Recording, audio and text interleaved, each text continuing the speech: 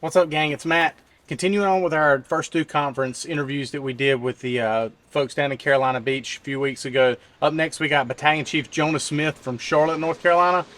Jonah's teaching some really good stuff. He does work with the guys on engine work and stuff like that. But I'm going to tell you what, in this episode, you'll learn a little bit more about Jonah and the things that he's passionate about and the things that he teaches, mostly in the line of leadership. We really enjoyed talking to Jonah. Just like all the other ones, he's just a really good dude, very knowledgeable, and we're very humble and very grateful that we got to sit down and chat with him. Here's Jonah. Mr. Jonah Smith. Mm-hmm. That's me all day long. So you're friends with Ken. Yep. I see. Nice. He's a good friend of ours as well. Yep. There's only one, Ken Hogue. Yeah, he was one of the recruit training officers when I was in recruit school. So yeah, he was meaner to his class than ours was than our captain was to us. But now all his class has, like, everybody's an officer. In my class, I'm the only officer, so I don't know. He must have done something right. Yeah, he must have been doing something right. I think we were just you know how they hire that class they feel sorry for? I guess that was my class. I've just been an overachiever or something. So myself, I know Steve knows you. What brings you to the conference? So been coming down here since whenever Alan started it. I guess this is the third year of it. Year. Came down to Cape Fear Community College, did a class. A couple of his folks were in class with us. I don't know. I guess he felt sorry for me like everybody else. I don't really know. But he called me actually on the way home and said, "Hey, a couple of my guys were in class, and we got this conference, and we'd like for you to be on the ground side of it." And I said, "Oh, okay. Like, I'll be the the nobody from nowhere." And he called.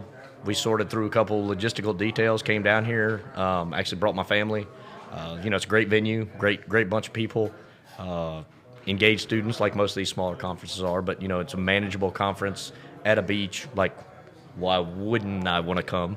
And so did that and been lucky enough to come back every year. This is my third year here and doing hands-on, a little different this year, doing some hands-on with some people who are, legendary in some ways in the engine world, so It's going to be pretty cool, pretty humbling to be there. But down here for that, and dip in some classes and learn just as much as I'm trying to pass out. So yeah, I've mentioned that with every single person who's sat in your seat today, that the group of instructors and speakers that are coming on, it's like y'all are constantly evolving, constantly getting better, constantly improving on, for lack of a better word, I'm going to say product, but it's not a product really. Constantly improving on it and continually growing yourselves, which is, it's what it is to be a fireman, right? Right. Well, it's like I said in class when I was teaching today that, I'm a battalion chief in a metropolitan city.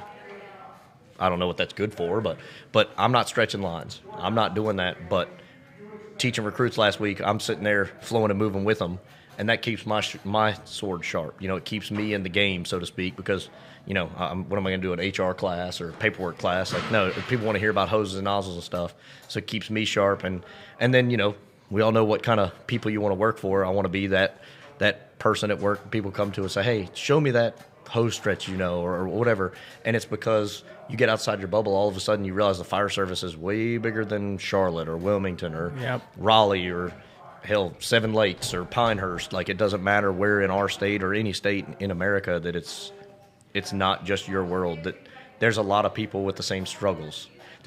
Your department might be screwed up. Every department's screwed up. Like, it's inherent in the fire service, and that's kind of the piece that I enjoy. It's always a recharge, and that's cliche, but it really is, because then you're like, oh, they're having the same problems. Oh, hey, these battery fires are having in New York. Let's hear more about that, because the first time I heard about it was at FDIC. We got to talking about it, and we've got those scooters. We've got lithium. I had actually a $1.5 million loss as my first big fire as a chief in a golf cart garage that was all lithium-ion batteries. So it's kind of good to learn that stuff. When you come here, and you're not going to get that. We don't have a lithium-ion guy in Charlotte, so it's good to come here and, again, like you said, evolve and then take it back. Because if I hoard it, like, I'm one person in an 1,100-person organization, in my volunteer department, I'm one of 30. Take that back and further other people's knowledge, which is what, again, you said it, what the fire service is about. It's making it better than you found it, but also, like, evolving with the times, not being that dinosaur that's like, well, in 1986, like, okay, that's part of our experience, but we have lithium-ion batteries now. Like, we're not, we're not carrying around our computers in a suitcase and our cell phones in a suitcase anymore. Like, There's different issues now. Yeah, they're in our pockets Yeah. and whatnot. Yeah. As your teacher told you, you ain't going to have a calculator to do that. Man, I'll be damned. Yeah. I ain't got to learn all this algebra and crap. I beg to differ. Right. For sure. Yeah. For sure. I called, I'm not going to say the tail end, but it was kind of towards the end of your presentation this morning, and you were talking a lot about apartment fires, and that was a good perspective. We don't talk about that enough here, and they're going up so at a rapid rate. It's unbelievable, and it was neat to hear your perspective. And well, I didn't get to even get into a true good perspective to relate to more people. Again, I can put 60 people on a fire in Charlotte pretty quickly, Sure. relatively. But where I volunteer, Indian Land, we've got the same apartments going up with the NFPA, the 13R style sprinkler systems, and we got 7 people coming. And if we need help, we got 6 or 7 more. Yeah. And so that piece of being efficient, and again, you can't figure out that apartment fire. I mean, we got one that's it's got a parapet wall, basically a residential peak roof parapet wall with a hole in the middle and a walkway. It's actually a pretty common layout from what I've gathered. And that's where all the HVAC units for the entire building are. Wow. Well, those catch on fire. Well, they're on like the 5th and a half floor, and the only access is a basically maintenance, almost like an attic ladder, but more narrow and tight. So you're going to be stretching a 2.5 off a standpipe to the attic and then walking out into the. It's crazy, and so it's those things you got to like I said in there. You've got to think ahead of it, and it's not just on the medical calls. It's hey, let's take 30 minutes and go look at this. Like, it's Right. not, I'm all about taking a nap in the afternoon, but I'm all about learning our job in the morning, cleaning the station, getting everything done. And then, hey, I worked at a station where we ran 4,000 calls. Like, we're not training all day. Like, we're not. I don't care what anybody says. Because then you go home and you got a guy come into work and he's like, well, my wife left me because I'm always mad at home. Well, no, like, let's learn the job, but let's also tailor that to what we got, going on. Like Todd Edwards said that. I sat through one of his classes, and he said, if you train all day at a department that's busy, you're an asshole. Yeah. And I mean, it's pretty true because, you do have to have some down. I mean, we enjoy being firefighters and playing pranks, watching TV, sitting around, but we got to realize every now and then you got to go do some stuff like learn your district or your hazards, that kind of stuff. So At some point, you got to be proficient and professional. yeah, I mean, there's a fine line there. Like, you can lay in the recliner all day and be like, yeah, we watched Target Solutions today. No, like, let's really tailor this to what we actually need to do, so. Is there a new description for, so if you pull up to one of these apartment buildings and that nook that has the AC units, if in some departments, if you show up and say, I got smoke coming from the roof, there's an implication of the actions to follow that. But in this situation, it's just an AC unit that's on top of the roof burning. But it's on a separate level than the peak of the roof where you'd put the stick to that you can't get to even if you put a Right. ladder off the stick. It's a mess. I'd love to tell you I know a nomenclature for that. Yeah. Yeah, it seems like in building construction, they're building them now to burn down faster. Yeah. Well, and I think it's not necessary. I think some of that is true, but I think that it's making more challenges for the Indian Land Fire Department. Like, now we've got 200 apartments, and we've got the same amount of people that show up. Sure. It's a wood frame apartment building. It's not sprinklered in the attic. We've got 2. They're pretty much elderly, independent living communities, 55 and older, but they're apartments, no sprinklers in the attic, and you have the only way to get ladders is very similar to a lot of these apartments I was talking about today, where you have a courtyard, so you have to walk in the front door of the building to carry your 40-foot ladder to pick grandma off the 3rd floor. And those places have fires, and sprinkler fire smoke doesn't. It'll kill you just as dead as hot smoke, right? Like, it doesn't matter. So I think there's just more challenges. I don't know that they burn any fat because we got more fire protection.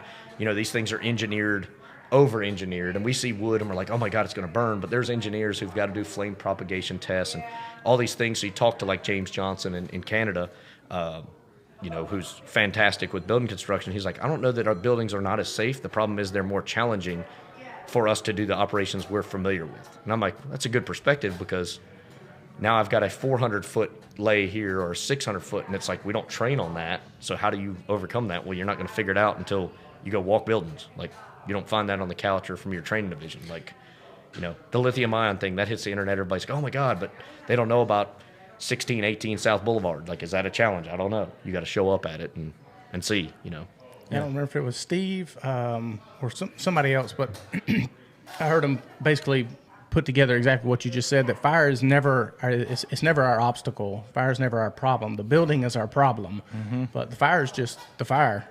but the building is what presents all the challenges to us. And that's what I said today. Like, we can talk truck ops and apartment buildings, but it's useless because I don't know where the fire is. You got to give me this building on this day on the ocean front of Carolina Beach. Okay, very different than this day building under construction, the Raleigh type fire where they have a building under construction with no fire stops and fire through the roof.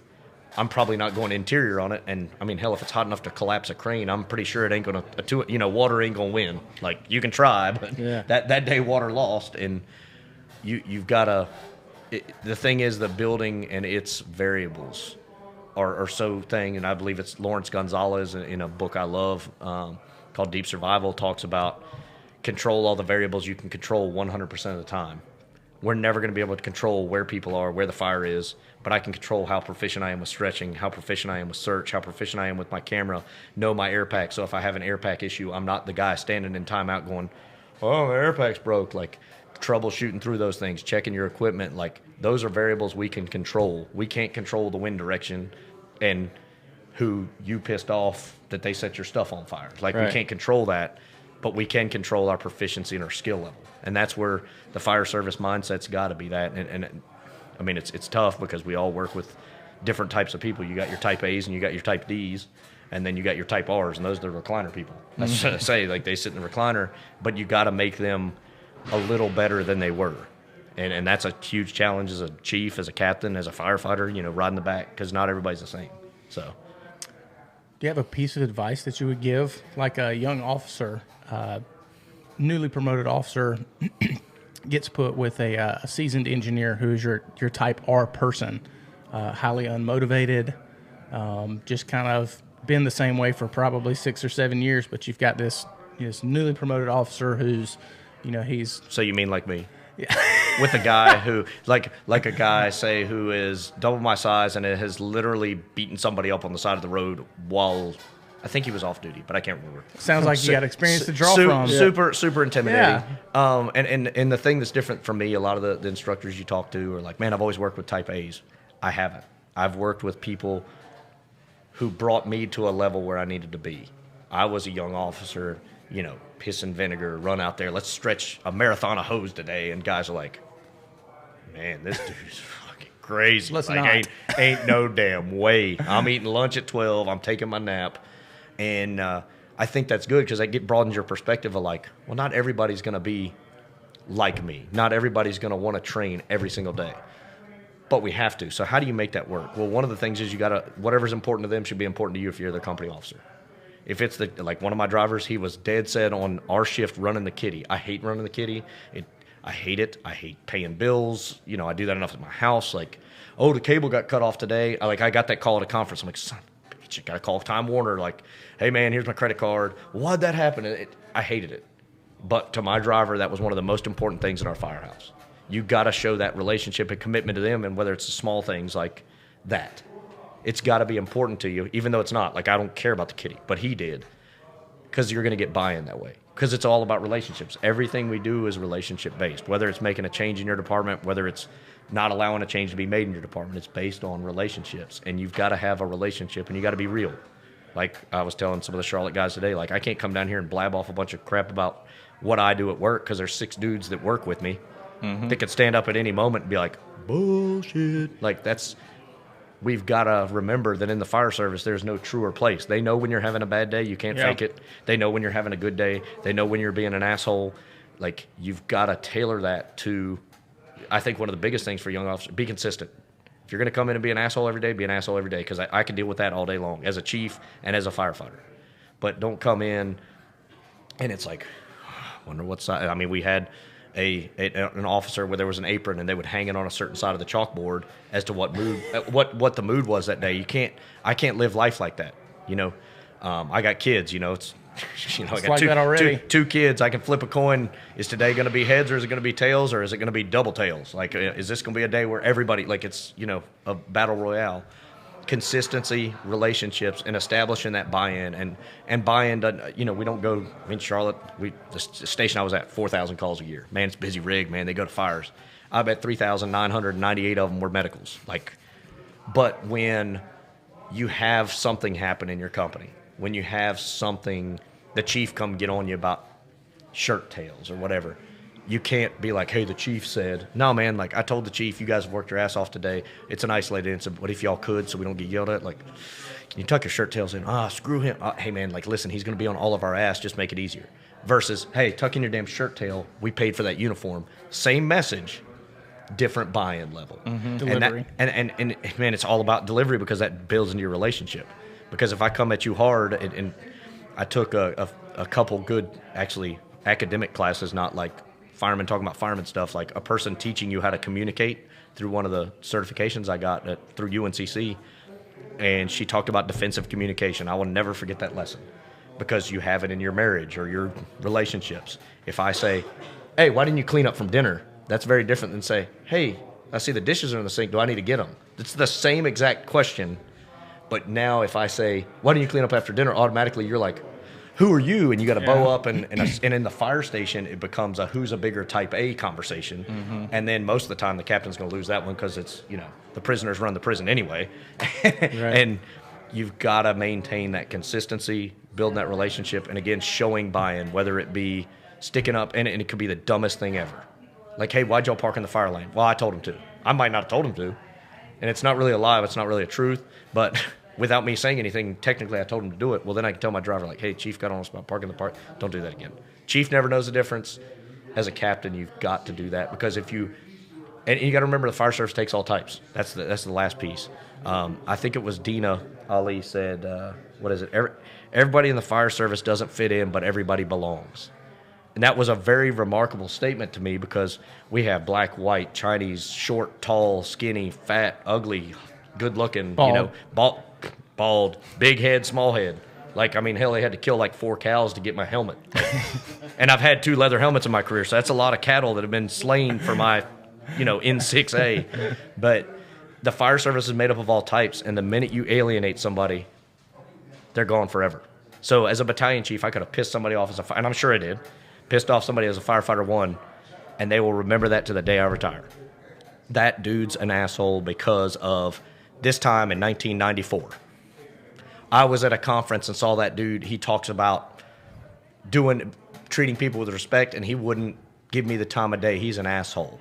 And that those things carry with you your entire career. And I love, I don't know that I got on my phone, the Dr. Seuss is my jam. I mean, I got kids. I'm stupid. Yeah. I like reading. It's easy reading. It's hard to read with your eyes shut. Great book because it talks about reading. The more that you know, the more places you'll go. Like every firefighter that ever has, and I think most educated people in our profession, in our world, read a lot. Well, then, man, damn, Dr. Seuss said that shit, and my 6-year-old read it. Like, right. Makes sense, right? Oh, the places you'll go. Like, but one of the quotes he has when I was looking up some Dr. Seuss quotes is, and I'm going to paraphrase because I can't exactly remember, but the effect of it is, act as today as the day you will be remembered.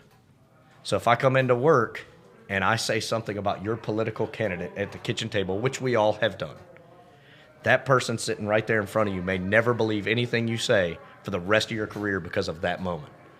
And if you drop off the face of the earth, one of the captains in our recruit class said, I know I'm a number here at the Charlotte Fire Department. And everybody's like, what do you mean? He's like, they didn't tell me to yell my name at the top of the tower. They said, yell your employee number.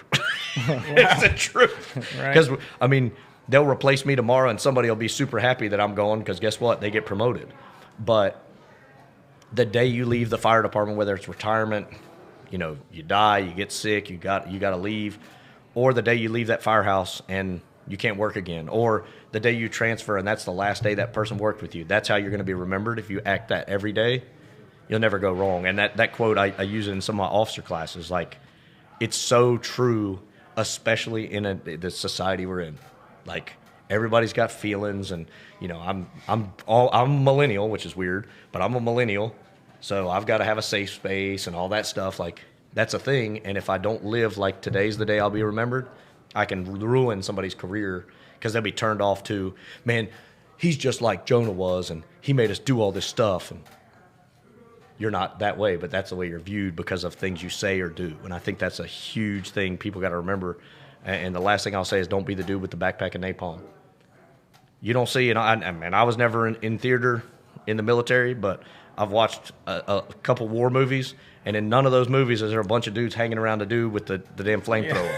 Because if he gets shot, it's gone. Yeah. And if he's spraying it, you don't want to be near it. So that was me. I was the dude with a backpack of napalm. Like, I've been on 7 years, damn it. These chiefs need to listen to me. And guess how many friends I made? None. Our current ops chief caught me in the hallway one day, and he said, Jonah, if you change your mission and your delivery, you have a lot to offer with some of the things you're bringing up, but you cannot be the head man on some of this stuff because just you're too pig-headed and hard-headed. And how many people that are passionate about the job are like that? And I took that to heart and took a step back and been a part of some changes, been some hold-ups of some changes, but it changed my perspective. And I think the earlier you learn that in your career, because around 7 to 10 years, and I think you all would agree, 7 to 10 years, you're going to know enough that you think you know enough, and then you're going to get frustrated because you're passionate enough. And there's two ways you go. You either go to the recliner or you keep on making changes. And I decided to channel that and tone it down a little, and I feel like that's been a good move for me professionally and personally, because when you're all in this fire department, you're all out at home. That was a problem I had too. So I think as an officer, you got to be you. You've got to be you. You got to develop relationships, and you got to be true on top of that. You can't. There's no way to pretend in this job. I ain't found it. I'd love to, but you got to put in work to be good. And yeah, as a new officer, you got to prove yourself. So the only way to do that is, chief gets mad about shiny shoes, you stand up for your people, because you're not going to be able to do it at a fire. Oh, my guys did right, chief. Like, you don't have those opportunities like you do occasionally. The little BA, hey, your guys didn't clean up. Well, why'd you talk to my guy, chief? Well, because he didn't clean up. I'm his captain. Right. Talk to me. Right. I am the captain. Right. Right. So Yeah. Chain of command works both ways. Mm-hmm. I mean, that's what Chief Beam was my battalion chief, one of the best chiefs I've ever worked for, and people who know her or been around were like, she was great to work for? Like, absolutely, one of the best. Died of cancer, 5-6 years ago. But one of her things, she came into my station. I was a relief captain, so a substitute teacher under her. When I got assigned to Station 19, she was my first chief, and we have our expectation meeting. And she said, do you have anything for me? I said, yes, ma'am. And I said, Chief, we've worked together for a long time. I view we have a friendship as well as a professional relationship, but I'm going to tell you, when you come to my fire station, if the doors are shut, you ring the doorbell. This is my house, but you're the landlord. This is my house. You got to give me about 10 seconds to fix the problems. And she's like, what problems do you speak of, Captain Smith? And I was like, I don't know how to say this, but naked dudes running around chasing each other with bags of flour, or people sleeping on the couch that you don't like, or something that you just don't need to know is going on. I said, you got to give me time. And she said, I will absolutely give you that respect because you respectfully asked for that. And she said that I try to ring the doorbell, but she said, if those doors are open, it's going to be a bad day for you if any of that's going on. I said, yes, ma'am, I understand that. Note. But think about it. If the doors are open in the firehouse, anybody can walk in and find your whole crew sleeping on the couch. What does that look like? Now, you might have been up 43 times the last 2 shifts, but her point was that was her expectation, and then you can't just let the chief run all over you either, because and the guys were like, she never leaves. They were like, there's an invisible force field. I was like, it's because I told her if she comes in the station, it's either a serious talk unless she says, hey, I'm eating dinner with y'all. Like, she breaks that threshold of the watch room. We're sitting to talk about what's going on in the chief's meeting or something, or we're in trouble and we need to talk. But I think that's important. You got to stick up for your people and set boundaries with your bosses. And I know that's personality dependent too, but at the same time, like, the captain's the only defense a firefighter or engineer or lieutenant has. Like, and if you're not sticking up for him, you have lost all buy-in on anything else you try and do. And that's hard. I mean, I was a 5-year officer. I was a 5-year captain. Like, it's tough. I get it, but you got to find your lane, so to speak. Yeah, establishing relationships is so important. Yeah, that's great advice. It can't be understated. Yeah. And I mean, that goes on the back of the truck, because that same dude that you rode the back with might be your division chief one day. It might be your captain one day. Yeah. I mean, What's the saying? It takes a lifetime to build a good relationship and 1 second to destroy it, or something there's like a that. lot. There's a lot of variations. Yeah. Yep. All with the same message, though. Yeah, for sure. So what's next for you? Back to work? No, I actually got a tour off, so I'm here down. I'm busy these 3 weeks, much to the dismay of my wife, but I'm down here for the rest of the week doing a hands-on training on Wednesday with the rest of the engine folks. We got an acquired building down here, which this is, again, you want to know more about this conference. I don't know where else you can flow water in an acquired building 3 years in a row. 2 of them have been oceanfront. So Right. I don't know what else you want. Then Friday, I've been fortunate enough, South Carolina just started an in-residence company officer program. So I've got them on Friday for being an engine company officer. Okay. So doing an 8-hour class with them on how to be an officer on an engine company. So that's going to be a lot of fun to be on the ground of that school. Something unique to our state, very tactically driven, and then turn around and go back home to the old Commonwealth of Virginia, back where I'm from, for a trip to the Fireground Commander Conference. Okay. I'm teaching with my little buddy, Jonathan Brumley from Denver. I told him they're not a real fire department because, as Mike Guerin, if you know him from Pineville, said, the city manager asked him about why are the fire trucks red, and he said, well, because if we go to the elementary school today, nobody's going to be like, yeah. And when they say, hey, kids, what color's a fire truck? Do they ever say it's white? Like, it's always red, right? So I give Brumley a hard time. We'll have plenty of jokes, but we're doing a 4-hour engine class up there entitled Nerding Out on the Engine, because that's what Ben Martin, who runs the conference, he said, I want y'all to good. nerd out on the engine. So it's going to be 4 hours of a firefighter and a chief / captain's perspective of engine company ops. So busy 2 weeks, and then a couple weeks off, back to work, and do whatever chiefs do. I still ain't figured out what they do all day. I never know what they're doing. You know. Well, we appreciate you being generous with your time here with us. Man, I've had a ball. It's always fun to speak the good word with other good people, and you know, I know I'm a small name compared to most of these guys, but like I said, I think there's 15,000 Jonah Smiths, Mike Champos out there. They just, you know, do it in their own department and Sure. make their place better, and you know, get out of your bubble and you can meet some. I mean, hell, y'all. I mean, I remember when I met Champo, he was teaching a class. I'm like, man, I just met this dude. I've read stuff about him. Like, it's really cool because they're just dudes like any of us. Right. So it's a lot of fun. But thank y'all for having me, and Absolutely. thank you for being here. Absolutely, man. Yeah. Appreciate Thank you for it. coming. Thank you.